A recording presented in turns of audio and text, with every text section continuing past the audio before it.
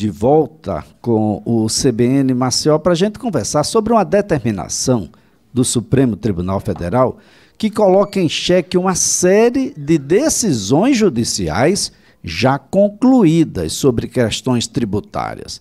Para você ter uma ideia, os ministros aprovaram a possibilidade de que decisões anteriores, mesmo decisões finais, sejam anuladas se forem diferentes desse novo entendimento da Corte sobre o assunto. Na prática, significa que ações que tratem do pagamento de impostos podem ser revistas, mesmo que o contribuinte tenha saído vitorioso em todas as instâncias do judiciário. Meu Deus!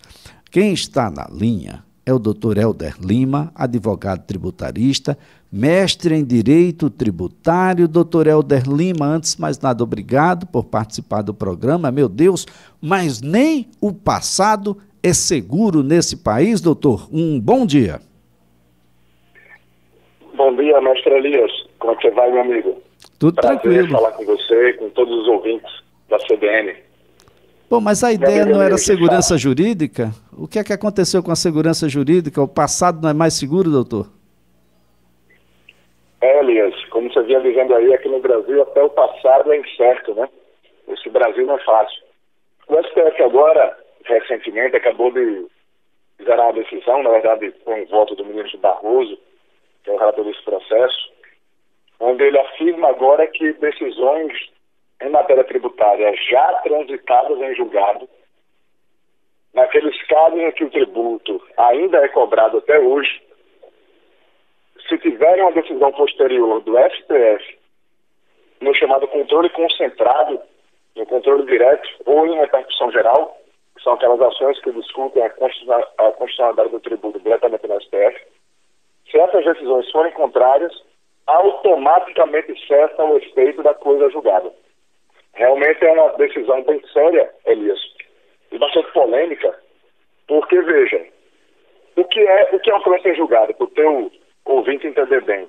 A coisa julgada, essa chamada coisa julgada, é basicamente aquele caso em que você, né, ou qualquer outra pessoa que vai com uma ação na justiça para ter um determinado direito, passa por todo aquele trâmite do processo, anos, né, às vezes décadas num processo, até que finalmente você tem uma decisão final, né, uma decisão terminativa em última instância, que diz que você tem ou não tem tal direito. Quando essa decisão não cabe mais recurso nenhum, a gente fala que então essa decisão transitou em julgado. É uma decisão definitiva. Imutável, se dizia. O que acontece agora? O STF diz que, mesmo nesses casos, em que o contribuinte já teve uma decisão que transitou em julgado, que ele toma como definitiva, que ele acreditava estar com a vida resolvida, se essa decisão agora em matéria tributária for relativa a um tributo que ele continua pagando ou deveria estar pagando até hoje, se tiver decisão contrária, controle concentrado, ele perde esse direito e essa decisão dele cai por terra e passa a valer a nova decisão do Supremo. Basicamente foi isso que o ministro nos trouxe agora como novidade, Elias. Agora, doutor Helder Lima, o Supremo legislou, nesse caso, e se legislou, o Supremo pode ser inconstitucional, doutor? Elias, o Supremo tem uma condição muito curiosa, a sua pergunta é muito boa, se o Supremo pode ser inconstitucional. Existe uma coisa interessante no nosso modelo de direito, né? Você sabe que ainda tem uma Constituição, né, que é aquela de 88, onde o Poder Constituinte originário criou todo aquele texto. Ele abre algumas possibilidades de discussão de alguns pontos, ou seja, possibilidades de transformação do texto constitucional por via das emendas à Constituição. E também, obviamente, o próprio direito evolui, né? A interpretação do direito evolui. Existem também mutações que acontecem ali por conta da interpretação. Agora, existe ali também um arcabouço dentro da Constituição de direitos que são denominados até de cláusulas pétreas, né? Direitos individuais, direitos fundamentais. Entre esses direitos, a gente aprendeu na faculdade, nos primeiros anos ali, nos anos da faculdade, que, por exemplo, o direito adquirido, a coisa julgada, antes de ter feito, eles eram direitos fundamentais na Constituição que não poderiam ser alterados. O que isso quer dizer? Que se uma norma, por exemplo, via emenda à Constituição, é posta e vai de encontro a esses direitos fundamentais, fundamentais, essas cláusulas pétreas, essa emenda à Constituição pode ser inconstitucional. Agora, a sua pergunta é, pode uma decisão do próprio Supremo ser inconstitucional? E aí, Elias, é um caso muito curioso. Por quê? Porque quem diz a última palavra sobre a constitucionalidade das leis é o próprio Supremo. Ou seja, ele tem o direito, digamos assim, de errar por último. E se ele errou, então, não cabe mais recurso, a decisão dele fica valendo. E nesse caso agora, é isso que aconteceu. Agora, esse caso ainda, Elias, como ele falou, é um caso que vai gerar muita polêmica e muitas discussões. Porque, veja, o ministro Barroso, ele propõe uma tese, que é digamos assim, um dispositivo dessa decisão dele, que vai ser consolidado pelo Supremo para ter repercussão geral. E ele fala algumas coisas interessantes ali. Ele afirma isso que nós dissemos, que essas decisões de trato sucessivo, né, ou seja, de impostos que continuam sendo cobrados, se forem alteradas e houver uma decisão, né, alteradas por uma decisão do Supremo, em sentido contrário, essa coisa julgada morre. Mas ele também diz nessa própria tese que, nesses casos, será respeitado a anterioridade, a noventena, a irretroatividade também dessa nova decisão. O que isso quer dizer na prática, Elias? Quer dizer o seguinte, uma decisão nova dessa do Supremo, onde ele muda o entendimento que ele vinha tendo há muitos anos atrás, que era esse caso, é que vai dizer que ele está criando uma norma nova, entendeu? É como se ele estivesse colocando agora, como você bem falou aí, a grosso modo, é como se ele estivesse quase que legislando, né? E criando uma norma nova no sistema, que é a norma que vem com essa decisão que ele trouxe agora. Só que nessa própria decisão ele diz, olha, não vai ter efeito retroativo. E aí foi a polêmica. A polêmica é que o ministro Barroso, e você sabe, né, que hoje em dia, Elias, os ministros todos, né, dão muitas entrevistas, né, falam muito antes e depois do julgamento, até às vezes. Ele disse o seguinte, olha, os contribuintes, nesse caso, que foi um caso sobre a CSLL, a contribuição sobre o lucro líquido, ele falou, ó, esses contribuintes sabiam que tinham decisões do Supremo dizendo que o tributo era válido, que ele devia ser cobrado. Houve, inclusive, uma ação direta de inconstitucionalidade, que é a número 15, julgada em 2007, que diz que o tributo valia. Então, se essas pessoas, mesmo com trânsito em julgado, continuaram sem pagar o tributo, eles correram risco porque quiseram. Eles fizeram uma aposta. Mais ou menos disse isso o ministro Barroso. E aí, Elias, se você me permite continuar, o grande ponto aí de polêmica, é o ponto que me chama bastante atenção nessa decisão. Porque, veja, me parece, Elias, que o ministro Barroso está contradizendo o próprio voto dele. Por que isso? Porque na decisão do ministro Barroso, em que ele fixa essa tese, ele fala claramente que não vai haver retroatividade. Ora, essas empresas todas que tiveram decisões que estarem julgadas na década de 80, na década de 90, dizendo que elas não deveriam pagar a CSLL, essas empresas passaram até hoje sem pagar o tributo porque confiaram no próprio Supremo, confiaram no próprio Judiciário, confiaram no sistema, confiaram na segurança jurídica. Eles tinham a decisão, transitada em julgado, que convertava esse direito de não pagar. E aí agora vem o ministro e diz, olha, você correu o risco. Como? Como você correu o risco? Se eu tinha a decisão que transitou em julgado. E aí me parece agora que há um ponto aqui de controvérsia que vai dar muito pano para manga, que é o seguinte, não houve a chamada modulação de efeitos nessa decisão, Elias.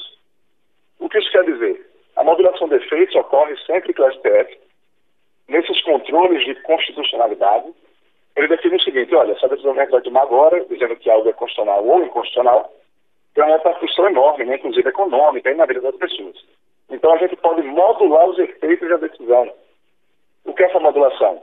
É dar para ela efeitos futuros, a partir de determinado tempo, ou até mesmo efeitos passados, efeitos retroativos. Nesse caso aqui dessa decisão, onde ele quebra, né, a chamada coisa julgada tributária, nesse caso aqui, Elias, veja que coisa interessante. O Supremo votou a questão de se haveria ou não modulação. E o Supremo decidiu que não haveria. De sorte que não há modulação de efeitos nessa decisão. Eles votaram em votação e por 6-5 decidiram não dar efeitos modulados para esse caso. O que isso quer dizer? Que ele só vale daqui para frente. Né? Já que não houve modulação de efeitos, ele é uma norma nova, ele vale daqui para frente. E aí vem esse ponto de contradição. Como é que o ministro Barroso, que é um gênio do direito constitucional, um dos grandes funcionários do país, ele afirma que, na interpretação dele próprio, que é o relator do voto, as empresas que não pagaram esses tributos vão passar a pagar, já que ele decidiu, e nesses casos aqui, onde há controle direto, a decisão vale imediatamente e quebra a coisa julgada nesses controles difusos, né, no controle de casos concretos. Ora, não é possível fazer isso porque não houve modulação. Eu tenho a tese, Elias, lendo esse voto dele, de que a interpretação do ministro Barroso, dada naquela entrevista, e é só uma entrevista, a gente ainda não tem a decisão definitiva publicada, Elias, foi só uma entrevista dele e a disposição do voto dele na internet, mas me parece que na entrevista ele dá uma interpretação diferente do que ele escreveu, porque ele fala que vai ter efeito retroativo para essas empresas que deixaram de pagar desde 2007, quando o STF deu essa decisão dizendo que o tributo da CSLL era válido, só que ele mesmo afirma que não vai ter retroatividade no voto dele. Ele também afirma que não há modulação de efeitos. Ou seja, essa decisão não vale. Isso não é verdade. As empresas não vão ser tributadas. O fisco agora não pode cobrar 5 anos retroativos dessa CSLL. Até porque, veja, Elias, uma coisa interessante. Então você tem uma ideia do impacto dessa decisão.